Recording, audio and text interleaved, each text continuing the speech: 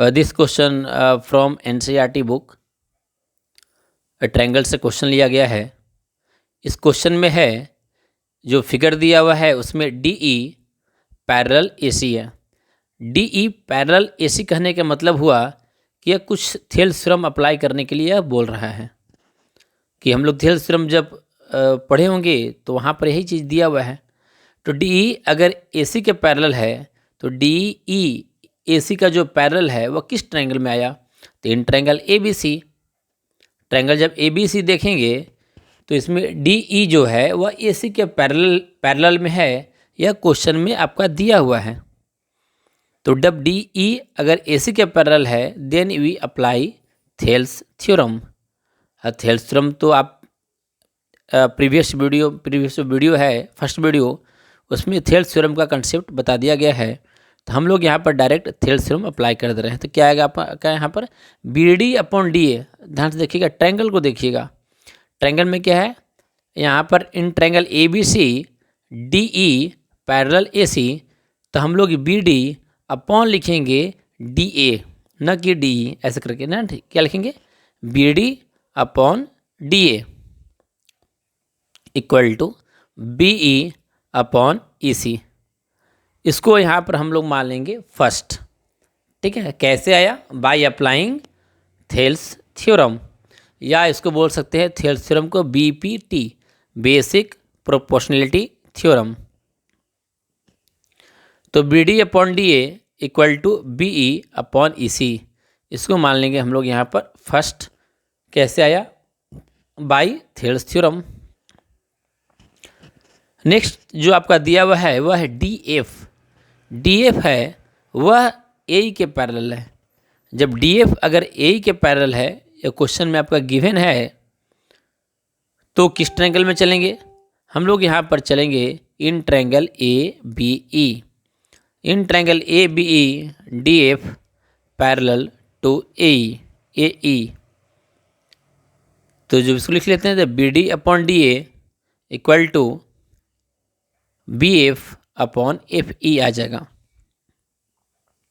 ये आपका आ गया सेकेंड बाय थेल्स थ्योरम, ये भी आ गया। जब दोनों में देखेंगे फ्रॉम फर्स्ट एंड सेकेंड से, तो दोनों में आपका B D upon D A आ गया। इस टाइप के क्वेश्चन में जैसे क्वेश्चन बोल रहा है वैसे करते चले जाएंगे, आपको लास्ट में कंसेप्ट आता चला जाएगा कि वो क्या करना है। तो जब देखेंगे कि यहाँ पर क्या आ गया, B D upon D A दोनों में आ गया। इन इक्वेशन फर्स्ट और सेकेंड दोनों में B D upon D A आ गया। जब B D upon D A आ गया तो हम लोग जब एल एच एस अगर दोनों का बराबर है तो दोनों का आर एच एस भी क्या होगा? बराबर होगा। तो फ्रॉम फर्स्ट एंड सेकेंड से हम लोग यहाँ पर लिख सकते हैं कि B E upon E C equal to B F upon A P, और यही तो हमको प्रूफ करना था। क्लियर? प्रूफ क्या करना था? B F upon F E equal to B upon A C. जब दोनों बराबर आ गए, B upon A C equal to B F upon F E, तो इसको हम लिख सकते हैं कि बी एफ और upon F E equal to B E upon E C. तो ये आपका क्वेश्चन एक प्रूफ हो गया। ये एनसीईआरटी के बुक से लिया गया है ताकि आपको बेसिक पहले कंसेप्ट आ जाए। चलिए हम लोग चलते हैं अब नेक्स्ट क्वेश्चन पर। तो इस क्वेश्चन में फिगर में यह दे दिया गया है कि ए डी जो है अपॉन बी डी और ए ई अपॉन ई सी दे दिया गया है। अगर A D upon B D है, ए ई अपॉन अगर ई सी अगर दे दिया गया है, तो यहाँ भी वही बात है कि अगर रेशियो अगर दे दिया है तो कुछ पैरेलल होने का कंसेप्ट आएगा। तो चलते हैं गिवन से।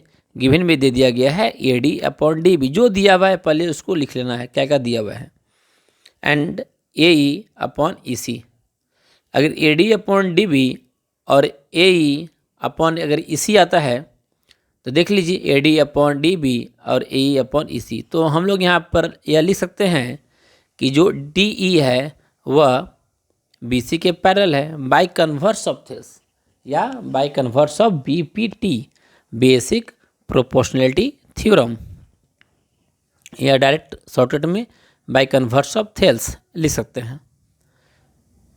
तो जब यहाँ पर आप देखेंगे कि डी ई जो है वह क्या हो गया, बी सी के पैरेलल है, तो डी जब बी सी के पैरेलल है तो पैरेलल होने से क्या है, अगर बी सी के पैरेलल है तो आप क्लास 9th में सब पढ़ चुके हैं कि कोरस्पॉन्डिंग एंगल से angle A D E equal to हो जाएगा angle A B C. Clear, angle A D E equal to angle A B C and angle A E D equal to angle A C B आपका आ जाएगा। Clear, क्यों आएगा, क्योंकि D E जो है वह बी सी के पैरेलल है, तो कॉरस्पॉन्डिंग एंगल से दोनों एंगल भी क्या होगा यहाँ पर बराबर हो जाएगा। तो बस उसी चीज़ को यहाँ पर लिख लेते हैं कि angle A D E equal to angle A B C, next angle A D E दोनों बराबर हो जाएगा, लेकिन वो जरूरी नहीं है। Angle A D E equal to angle A C B, यह गिवन में आपका है। फर्स्ट तो कोरस्पॉन्डिंग एंगल से आ गया, दूसरा में angle A D E angle A C B के क्या होगा, बराबर हो गया। तो ऐसे इससे हमको मिला क्या, इसके हमको यह मिला कि दोनों में ए डी ई और ए डी क्या हो गया, बराबर आ गया, दोनों का एल एच एस बराबर आ गया। तो जब दोनों का एल एच एस बराबर हो जाएगा तो दोनों का आर एच एस भी क्या हो जाएगा, यहाँ पर बराबर हो जाएगा। क्लियर, फर्स्ट में आपको एक सेकेंड जो आया था वह गिवन से था, फर्स्ट मेरा कोरस्पॉन्डिंग एंगल से आ गया। तो एंगल जब यहाँ पर मिल गया फ्रॉम फर्स्ट एंड सेकेंड से, angle A B C equal to angle A C B. तो हम लोग जानते हैं इस एक ट्रायंगल में अगर दो एंगल बराबर हैं तो उसके आमने सामने का साइड भी क्या होगा, बराबर होगा। मीन्स एंगल अगर ए बी सी अगर ए सी बी के बराबर है तो एंगल बी का सामने का साइड ए सी, एंगल सी का सामने का साइड ए बी, दोनों बराबर हो जाएगा। मीन्स ए सी जो है वह ए बी के बराबर है। ठीक है, मीन्स साइड जो अपोजिट टू इक्वल एंगल, किसी भी ट्रायंगल में अगर दो एंगल बराबर है तो उसके आमने सामने का साइड भी क्या होगा, बराबर होगा। तो हमको तो यही तो प्रूफ करना था कि क्या प्रूफ करना था कि प्रूफ ये करना था कि ये ट्रायंगल क्या है, आइसोसेलेस है। आइसोसेलेस मतलब किसी भी ट्रायंगल का अगर दो साइड अगर बराबर हो जाए तो उसको बोलते हैं आइसोसेलेस ट्रायंगल। तो यहाँ पर ए सी ए बी के बराबर हो गया, एक ट्रायंगल में दो साइड बराबर हो गया, तो हम लोग यहाँ पर यह लिख सकते हैं कि ट्रायंगल ए बी सी क्या है, एक आइसोसेलेस ट्रायंगल है। हेंस प्रूफ, फाइनली में यहाँ पर हमको यहाँ पर ये चीज़ प्रूफ हो गया। तो जो क्वेश्चन दिया था क्वेश्चन लिख लिए, जो गिवन है गिवन को लिख लिए, और मेरा फाइनल यहाँ पर आंसर आ गया। चलिए नेक्स्ट क्वेश्चन देखते हैं। नेक्स्ट क्वेश्चन में एक फिगर दिया गया है यहाँ पर है, और फिगर में है कि डी ई जो है वह ओ क्यू के पैरेलल है, और डी एफ है वो ओ आर के पैरेलल है। इसमें यह नहीं जाना कैसे बनेगा, क्वेश्चन में जो दिया गया है बस उसको लिखते चले जाइए आप, क्लास में का फाइनल आंसर आ जाएगा। लिखते चले जाना क्या दिया हुआ है। पहला ये दिया हुआ है कि डी जो है वह ओ क्यू के पैरेलल है, तो D E parallel to O Q वह किस ट्रायंगल में है, in triangle O P O Q. In triangle P O Q जब देखेंगे तो इसमें क्या है कि जो डी ई है वह ओ क्यू के पैरेलल है। तो जानते हैं किसी भी ट्रायंगल में अगर पैरेलल है तो बाय अप्लाइंग थेल्स थ्योरम, यहाँ पर क्या करेंगे हम लोग, थेल्स थ्योरम अप्लाई कर देंगे। जब थेल्स थ्योरम जब अप्लाई कर देंगे तो मेरा यहाँ पर आ जाएगा P E upon E Q equal to P D upon D O. P E upon E Q equal to P D upon D O. तो यहाँ पर भी क्या हुआ आपका, इस जो आया यहाँ पर इसको इक्वेशन हम लोग मान लेंगे यहाँ पर first by applying Thales theorem. Next एक और दिया हुआ है डी एफ जो है वह ओ आर के पैरेलल है, तो D F parallel to O R वो किस ट्रायंगल में आएगा, इसको पकड़ना पड़ेगा आपको, किस ट्रायंगल में आएगा, तो ट्रायंगल या पी ओ आर में है। D F parallel O R किस ट्रायंगल में है, in triangle P O R. Then हम लोग यहाँ पर अप्लाई कर देंगे बाय थेल्स थ्योरम या बी पी टी। तो डी एफ अगर ओ आर के पैरेलल है तो हम लोग यहाँ पर लिख सकते हैं P F upon F R equal to P D upon D O. Clear, जो क्वेश्चन में दिया था, जो गिवन में दिया हुआ था, उस गिवन को बस अप्लाई करके यहाँ पर हम लोग लिख लिए। क्लियर, आपको भी ऐसे करके लिखना है।